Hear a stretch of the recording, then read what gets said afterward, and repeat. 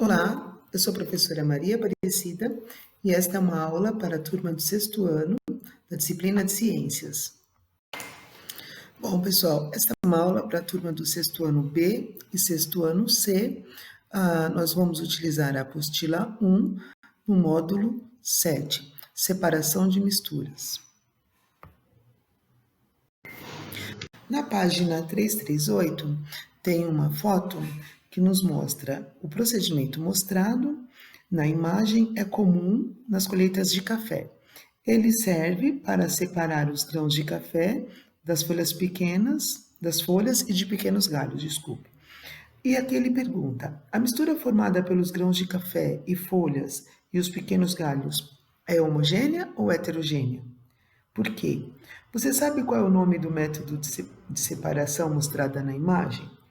Você conhece algum outro método de separação de misturas utilizado no dia a dia? Quais? Então, essas são algumas perguntas que nós vamos tentar responder no decorrer do módulo. A tamização, ou chamada de peneiração, é a separação de sólidos com diferentes tamanhos, utilizando métodos mecânicos. Existem diversos instrumentos e aparelhos para realizar a tamização, como, por exemplo, as peneiras. Então, na construção civil, se costuma peneirar a areia, nas indústrias, no laboratório, na agricultura. Então, nesse processo, a mistura passa por uma peneira ou tamis. Esse é o processo da peneiração. Separação magnética ou separação por atração magnética é quando se utiliza um ímã, porque o ímã tem a capacidade de atrair os metais. Então, na página 340, vocês têm uma imagem de um guindaste que atrai metais, um ferro velho. Então, esse processo é chamado de separação por atração magnética. A tamização, ou chamada de peneiração, é a separação de sólidos com diferentes tamanhos, utilizando métodos mecânicos. Existem diversos instrumentos e aparelhos para realizar a tamização, como, por exemplo, as peneiras. Então, na construção civil, se costuma peneirar a areia, nas indústrias, no laboratório, na agricultura. Então, nesse processo, a mistura passa por uma peneira ou tamis. Esse é o processo da peneiração. Separação magnética ou separação por atração magnética é quando se utiliza um ímã, porque o ímã tem a capacidade de atrair os metais.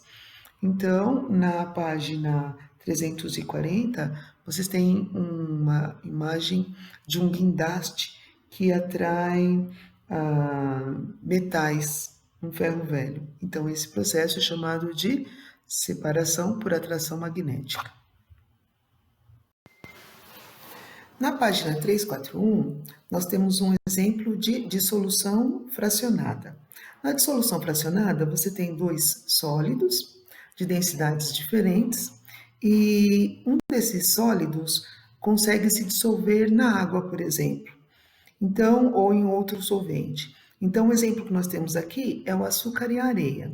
Ao introduzir a água nessa mistura, o açúcar dissolve na água e, posteriormente, dá para separar a água da areia. Então, vai ficar a água com açúcar num recipiente e areia em outro. Então, essa é a dissolução fracionada. Mistura de sólidos e líquidos. Então, no caso da decantação, o sólido que for mais denso, ele vai se sedimentar, ele vai formar o que nós chamamos de corpo de chão ou corpo de fundo, no fundo, né, do recipiente. Então, aqui nós temos um exemplo para separar uma mistura do polvilho da mandioca. Então, o que que acontece? No fundo da vasilha, esse polvilho se sedimenta. Esse processo é chamado de decantação. Na página 342, nós temos um exemplo de filtração. Nesse exemplo, nós podemos ver água, açúcar e grãos de feijão. Então, com esses feijões, eles vão ser misturados com açúcar e posteriormente vai ser utilizado um suporte com um filtro de papel que vai ser utilizado para separar essa mistura dos grãos de feijão, da água e o açúcar.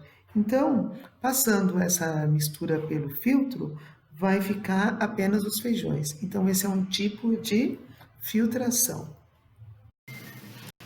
Pessoal, na página 343 tem alguns materiais que são utilizados em laboratório e nós podemos utilizar, né, como um exemplo, que é o funil de vidro, o papel filtro.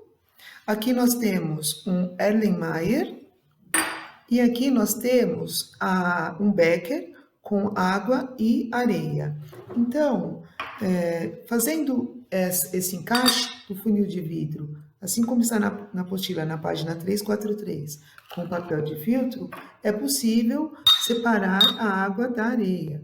Então, essa mistura, vocês podem verificar aqui que a areia, por ela ser mais densa que a água, ela formou o que nós chamamos de corpo de chão ou corpo de fundo. Então, essa mistura é possível ser separada. Para isso, né, é um processo de filtração. Para isso, nós vamos utilizar esse aparato, o Erlenmeyer, o filtro de papel e o funil de vidro. Então, é possível separar a água. Então, essa mistura é colocada aqui e é possível separar a água dessa mistura, tá? Então, esse é um processo de filtração, muito utilizado em laboratórios. Bom, pessoal, na página 348, nós temos o exemplo de misturas heterogêneas de líquidos. Então, ele está mostrando aí esse exemplo. É a água e o óleo. O que acontece aqui? A água, ela é mais densa que o óleo. Então, como a água é mais densa que o óleo, ela fica na parte inferior do recipiente e o óleo fica na parte de cima. Aqui nós temos um aparato utilizado em laboratórios, que é o funil de bromo. Então, nós temos o funil de bromo aqui e aqui nós temos o suporte universal. Esse aparelho, ele é capaz de separar líquidos immiscíveis. O que são líquidos immiscíveis? No caso, a água e o óleo, que não se misturam devido à diferença de densidade. Então, ao colocar, a gente coloca um becker limpo nesse aparato e ele tem uma torneira que a gente fecha aqui e ao colocar esse líquido immiscível nesse recipiente, nós somos capazes, né? O aparelho é capaz de separar essa mistura de água e óleo. Então, o que que acontece? No caso, o óleo é menos denso, fica na parte de cima, e a água, que é mais densa, ela desce para esse recipiente. Então, esse é chamado de funil de bromo. Ele é capaz de separar esses líquidos immiscíveis. Pessoal, na página 349, nós temos o caso da separação de misturas homogêneas. Então, misturas homogêneas são misturas que apresentam apenas uma fase. Então, o exemplo que ele está dando aí o primeiro exemplo são misturas de sólido dissolvido em um líquido. Então, o primeiro caso é o caso da evaporação. A evaporação é um processo lento e natural, no qual uma das substâncias vai passar do estado líquido para o gasoso, separando-se do sólido que antes estava dissolvido nela. Um exemplo que ele está mostrando são as salinas. Então, nas salinas, o que que acontece? O sal, ele vai ser separado da água, porque essa água vai ser evaporada. Então, ele está mostrando aí, no Brasil, as maiores Salinas estão nos estados do Rio Grande do Norte, no Rio de Janeiro, Sergipe e Bahia. Observe nas imagens ao lado os marnotos, nome atribuído aos trabalhadores das salinas, desempenhando suas funções em diferentes condições de segurança. Por leis, os trabalhadores de salinas devem receber da empresa acessórios denominados EPI, que são aqueles equipamentos de proteção individual. Então, no caso, é possível separar o sal da água do mar através de um processo de evaporação. Pessoal, eu queria mostrar aqui para vocês, aqui a gente tem um becker com água e aqui a gente tem um becker menor com sal. Então, se eu misturo uma pitada de sal, pouco sal, nessa água, tá? Não dá para a gente ver onde está o sal, onde está a água, porque aqui é uma mistura homogênea, apresenta apenas uma fase. Então, só de olhar, não dá para você saber que tem sal dissolvido nessa água, tá? Então, essa é uma mistura homogênea. Mas, se nós colocássemos uma quantidade maior de sal nessa água, o que vai acontecer aqui? Esse sal, ele vai se depositar no fundo, tá? Ele vai se depositar no fundo, vocês podem ver aqui, tá? E aqui é uma mistura heterogênea, porque ela é bifásica, ela apresenta duas fases, tá? Pessoal, na página 350 tem um exemplo de destilação simples. Então, vamos considerar a mistura água e sal de cozinha. Se utilizarmos a evaporação para separar os componentes, a água evapora e é perdida para o ambiente, restando o sal de cozinha. No entanto, na destilação simples, conseguimos obter os dois componentes, a água e o sal. Então, aqui nessa imagem, nós temos um condensador ou refrigerador, e ele está montado no aparato que é capaz de separar a água do sal. Então, eu vou mostrar para vocês como que funciona esse aparato. Aqui nós temos um exemplo de condensador ou refrigerador. Então, quando a água evapora, esse recipiente aqui vai estar acoplado numa mangueira, a água entra por aqui e ao passar por essa estrutura interna, a água, na forma de vapor, ela vai se condensar e pode sair por aqui. E o que vai ficar em outro recipiente é o sal. Então, aqui nós temos um suporte universal e esse aqui é um balão de destilação. Então, nesse balão de destilação, no caso, nós colocaríamos a água com sal, ele tem aqui essa saída, essa abertura ficaria fechada, e aqui embaixo teria o quê? Teria uma chama, teria uma fonte de calor, como um bico de Bunsen, por exemplo. Então, a água seria aquecida, água com sal, seria aquecida, por exemplo, por um bico de Bunsen. Essa parte estaria acoplada ao condensador, dessa maneira.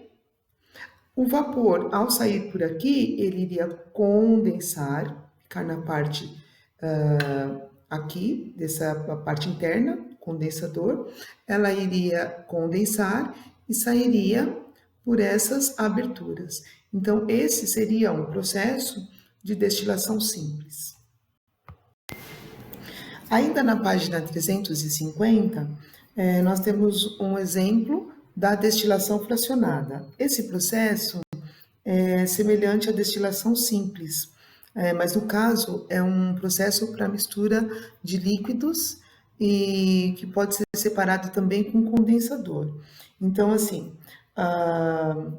esse processo é semelhante à destilação simples, mas como a adição de uma coluna de vidro cheia de obstáculos.